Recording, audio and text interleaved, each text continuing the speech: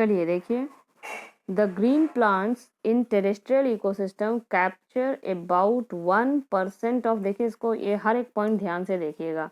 The 1 minute.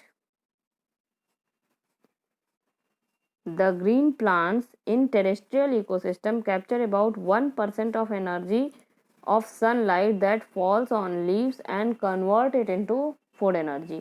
जो green plants होते हैं, सपोज ये ग्रीन प्लांट्स हैं, ये जो सोलर एनर्जी को कैप्चर करते हैं, ठीक है, तो कितनी एनर्जी वो उससे लेते हैं? 1% एनर्जी, ओनली 1% एनर्जी ये सोलर एनर्जी की लेते हैं, ओनली 1% एनर्जी। ध्यान रखिएगा, इस पर न्यूमेरिकल भी पूछता है कभी कभी। Green plants capture about only 1% energy from the sun. Okay, when green plants are eaten by primary consumers, जब green plants जो हैं primary consumers के द्वारा खाए जाते हैं, a great deal of energy is lost as heat to the environment। बहुत सारी एनर्जी हीट के फॉर्म में इन्वायरमेंट में लॉस हो जाती है, ठीक है, और कुछ एनर्जी जो है गोज टूवर्ड्स ग्रोथ एंड, कुछ एनर्जी और किस में लॉस होती है? डाइजेशन का प्रोसेस होता है, ठीक है, उसके बाद कुछ और काम होते हैं, फिर ग्रोथ एंड रिप्रोडक्शन होता है। मतलब जितने भी लाइफ प्रोसेस हमारी बॉडी में होते हैं उन सभी में कुछ कुछ एनर्जी लॉस हो जाती है, ठीक है।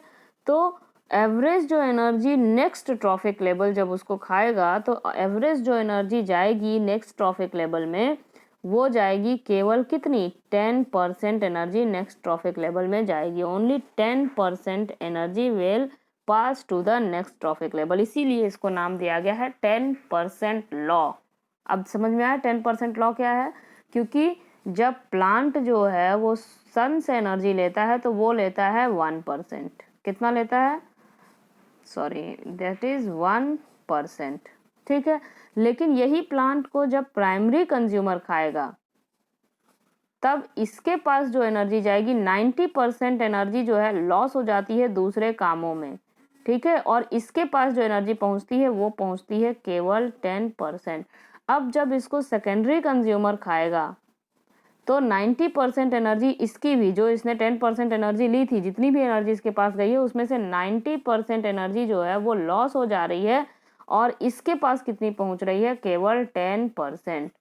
फिर जब इसको टर्शरी कंज्यूमर खाएगा तो इसकी भी 90% एनर्जी जो है लॉस हो जाएगी दूसरे कामों में, और इसके पास भी कितनी पहुंचेगी? केवल 10%। तो इस तरह से एनर्जी जाते जाते जाते जाते काफी लो एनर्जी हो जाती है ऊपर, क्योंकि उसकी, इसकी प्लांट की 10% एनर्जी वहां पहुंची प्राइमरी कंज्यूमर में, प्राइमरी कंज्यूमर के पास जितनी भी एनर्जी पहुंची थी उसकी केवल 10% एनर्जी ही नेक्स्ट ट्रॉफिक लेवल में पहुंची, और उसकी भी केवल 10% एनर्जी ही नेक्स्ट ट्रॉफिक लेवल में पहुंची। तो इस तरह से करते करते एनर्जी जो है लॉस हो जाती है। इसीलिए स्टैंडर्ड जो ट्रॉफिक या स्टैंडर्ड फूड चेन माना जाता है वो केवल 4 ट्रॉफिक लेवल तक माना जाता है कि 5th ट्रॉफिक लेवल तक जाते जाते जो है एनर्जी इतनी कम हो जाती है कि वो लेवल सरवाइव नहीं कर पाता है। इसीलिए स्टैंडर्ड जो माना जाता है वो 4th ट्रॉफिक लेवल तक माना जाता है, और इसीलिए इस लॉ को बोलते हैं